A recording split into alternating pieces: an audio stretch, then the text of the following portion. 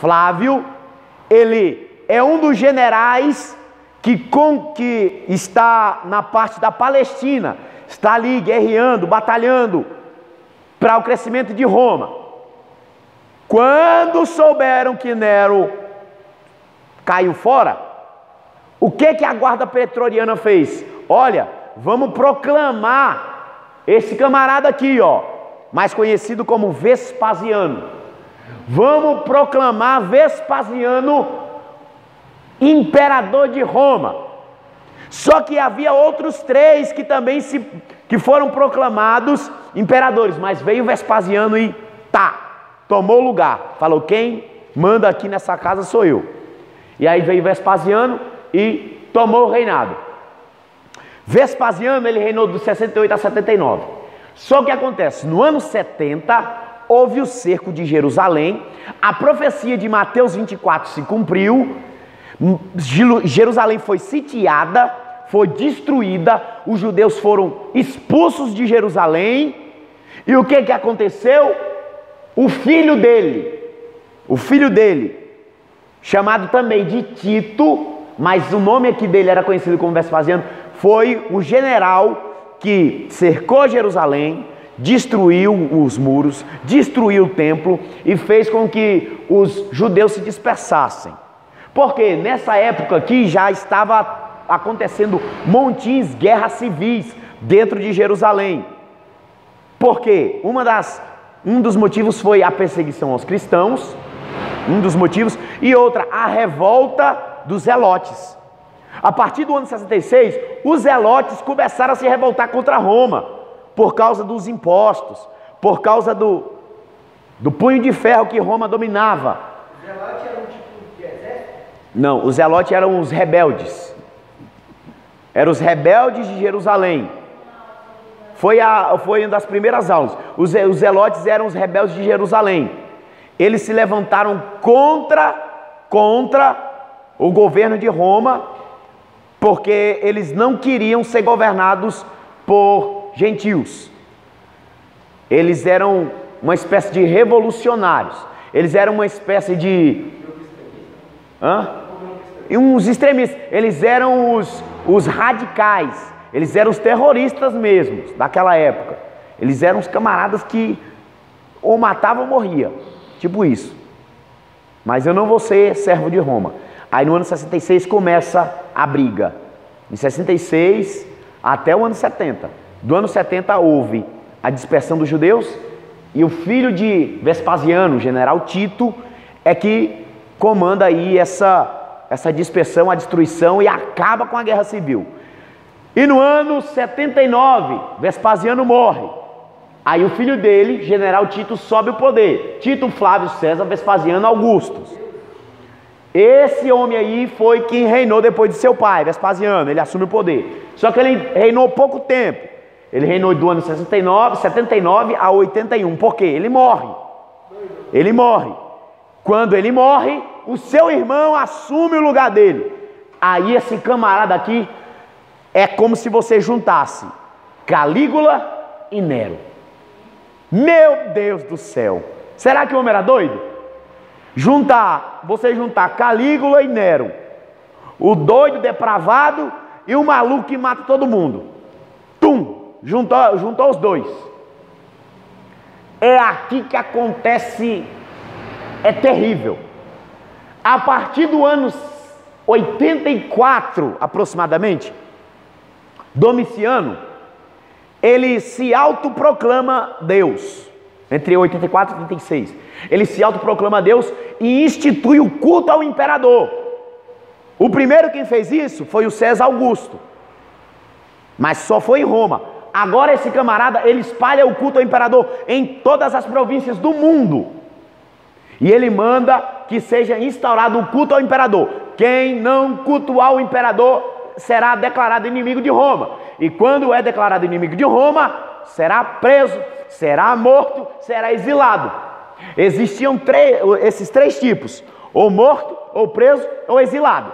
Dependendo do grau da contravenção ou do crime, recebia uma das 3. Ou seja, muitos cristãos estavam lá na arena, sofrendo a morte por leões. Muitos cristãos estavam lá na arena, sofrendo pelos gladiadores. Muitos cristãos eram jogados dentro de caldeirões ferventes com óleo, e quando jogava os cristãos, eles se derretiam todo. João Batista foi jogado, foi João Batista? Não, João Batista foi o apóstolo João. Segundo relatos da igreja, João foi jogado dentro do caldeirão fervente de óleo. Mas eu não faço em crente se não se morre com óleo. E aí vem a aplicação, claro. Jogaram João dentro, esse camarada aí, ó. Tacaram ele lá dentro. Esse João aí? Sim, o que deitava a cabeça no ombro de Jesus. Jogaram ele dentro do caldeirão fervente. Caldeirão de óleo. No meio do Coliseu. E o povo, ó, aplaudia, ovacionava. Jogaram o João lá dentro. E de repente, o que acontece? Ó o João nadando lá, ó. João tá lá, ó. Não morreu. Não aconteceu nada. Nem a pele enrugou. Aí o que Domiciano fez? Esse aí é vaso ruim, não quebra. Peraí, vamos mandar ele para Patmos. É aí onde acontece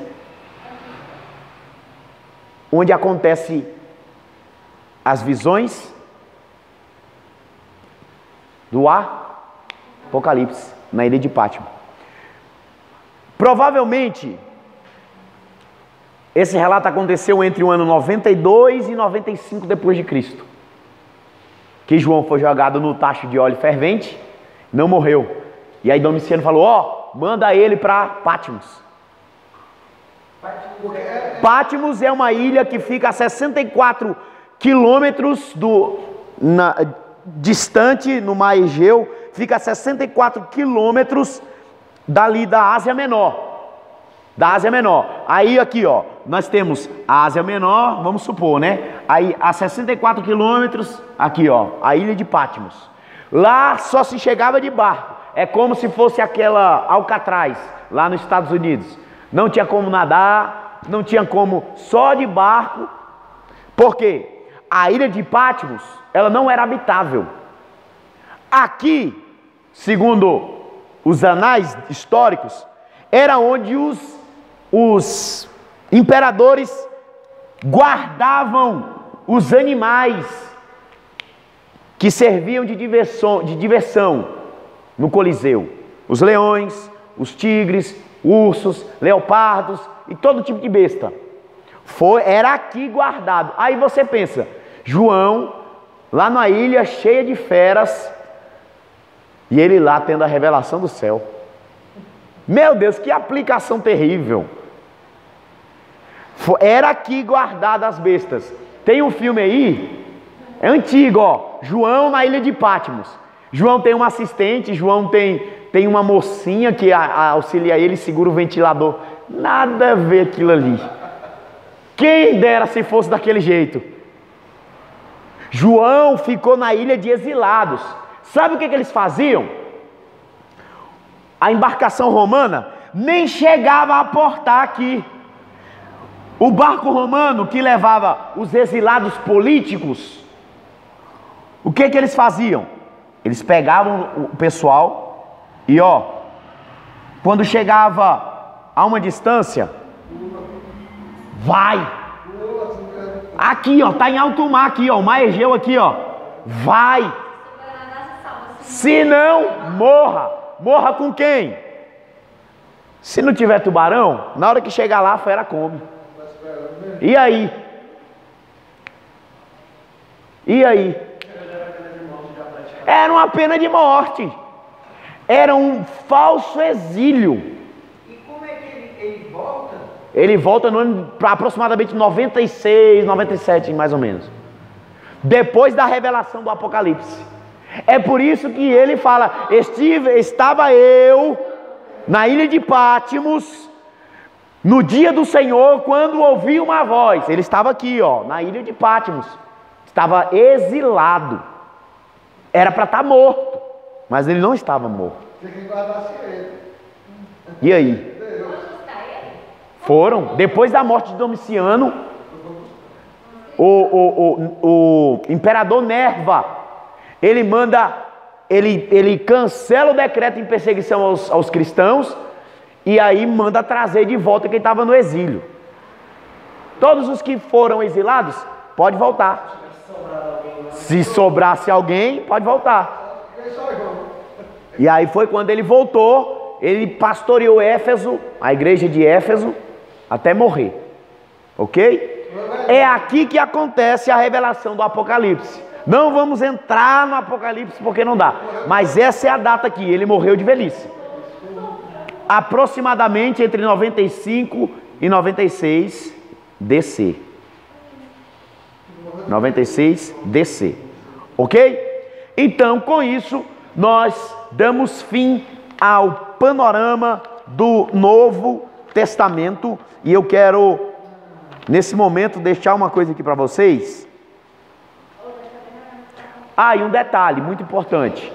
Por que existe a afirmação que foi João que estava na ilha de Pátimo? Na história da igreja existiu um homem chamado Policarpo. Policarpo foi um dos discípulos de João. Policarpo provavelmente foi a criança que se assentou no colo de Jesus quando Jesus falou bem assim, ó. E quando tem a passagem assim, quando Jesus tomou a criança e tomou em seus braços. E aí disse assim, ó: quem não for como esta criança não herdará o reino dos céus. Provavelmente Policarpo foi a criança que Jesus sentou no colo. E o testemunho de Policarpo é tão violento que quando ele estava preso na estaca para ser morto, o soldado foi para pôr fogo, foi para pôr fogo em Policarpo. Ele ateou fogo na palha e não pegava fogo. E não pegava fogo. E não pegava fogo. Aí o imperador dizia assim para ele: nega a Jesus, que tu viverás. E qual foi a resposta dele? Há 86 anos eu sirvo a Cristo e ele nunca me fez mal. Por que eu negaria? E aí o que o soldado fez? Enfiou a faca nele. Enfiou a espada. Tá! E depois que enfiou a espada, colocaram fogo na palha. Só que furou a artéria. E a gente sabe, quem sabe já viu, a artéria quando fura, o que faz? Não é? Furaram a artéria dele. E quando colocaram fogo na palha, para queimar o corpo dele, o sangue apagava o fogo que se aproximava do corpo de Policarpo. É terrível a história. É terrível. Depois a gente vai entrar nisso aí. Amém? Então eu espero que você tenha entendido o panorama do Novo Testamento. Eu tenho um recado aqui para dar para vocês. Mas antes desse recado eu quero que você anote aí, por favor. No dia 26 desse mês, que vai ser o último sábado, deixa aí, você vai me lembrar. Vai me lembrar. Para nós vermos o pinga-fogo de Atos 1.